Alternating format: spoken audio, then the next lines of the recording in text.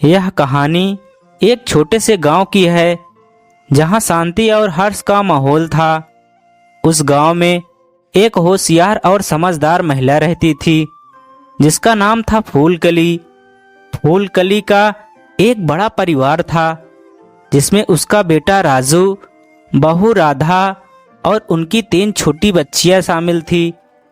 फूलकली की रसोई पूरे गांव में मशहूर थी क्योंकि वह हर पकवान को अपने हाथों से बनाकर स्वाद में 4 चांद लगा देती थी।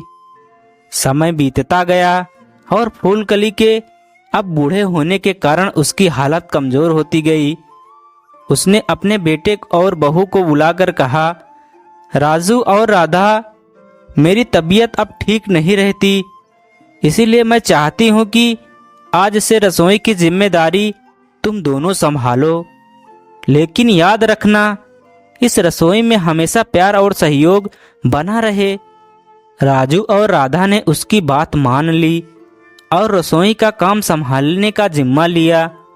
लेकिन जब रसोई का जिम्मा उनके ऊपर आया तो आपसी मतभेद शुरू हो गए। राजू चाहता था कि खाना बनाना सिर्फ उसकी जिम्मेदारी हो, जबकि राधा भी रसोई में अपना योगदान देने की इच्छा रखती थी। धीरे धीरे ये मतभेद झगड़े में बदल गए और रसोई का वातावरण गर्म हो गया।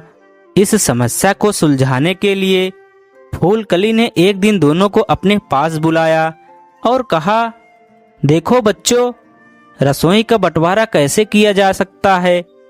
एक रास्ता निकालना ही पड़ेगा ताकि सब कुछ शांति से चले। फूलकली ने सुझाव दिया कि रसोई को 2 हिस्से में बांटा जाए, एक हिस्सा राजू का और दूसरा हिस्सा राधा का। अगले दिन से राजू और राधा ने अपना अपना हिस्सा संभाला। राजू ने अपने हिस्से में अपने तरीके से खाना बनाना शुरू किया, जबकि राधा ने अपने हिस्से में अपनी पारंपरिक और स्वादिष्ट रेसिपीज के साथ काम शुरू कर दिया। दोनों ने अपना अपना काम बखूबी निभाया।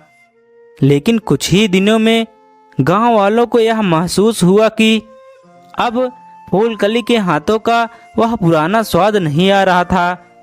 राजू और राधा के बीच का संघर्ष का असर खाने के स्वाद पर पड़ने लगा था। लोग धीरे धीरे उस पुराने खाने को याद करने लगे और फूलकली से उसके बारे में पूछने लगे। फूलकली ने इस समस्या को समझा और एक दिन राजू और राधा को फिर से बुलाया। उसने कहा, बच्चों, खाने का असली स्वाद प्यार, सहयोग और एकता में है। यदि तुम दोनों अलग अलग काम करोगे तो खाने में वह पहले जैसा स्वाद कभी नहीं आ सकेगा। हमें फिर से कोशिश करनी चाहिए कि दोनों मिलकर काम करें और अपने अपने गुणों को मिलाएं। राजू और राधा ने यह फूलकली की बात मान ली और फिर से मिलकर काम करने का फैसला किया। इस बार उन्होंने मिलकर काम करने की योजना बनाई। राजू ने राधा की रेसिपीज को ध्यान से सीखा और राधा ने राजू के खाना बनाने के तरीकों को समझा।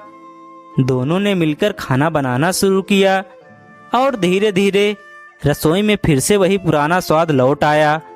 गांव वाले फिर से फूलकली की रसोई के खाने की तारीफ करने लगे। इस बार राजू और राधा के बीच कोई मतभेद नहीं था। दोनों ने मिलकर काम किया और रसोई को पहले से भी अधिक शानदार बना दिया।